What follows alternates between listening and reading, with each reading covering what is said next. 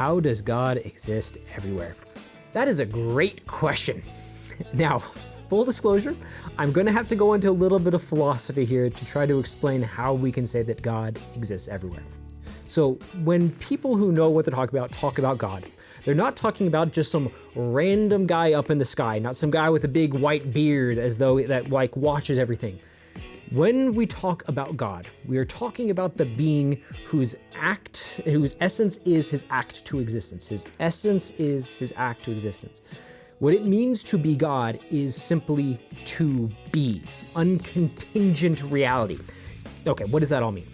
When we talk about God, we're talking about the very foundation of what existence is. That God simply is, not bound by time, not bound by space.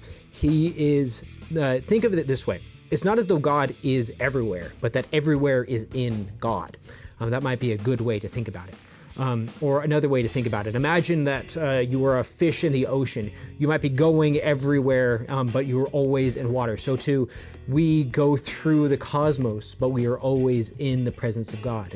God is like that water. Everything is present here because God is everywhere.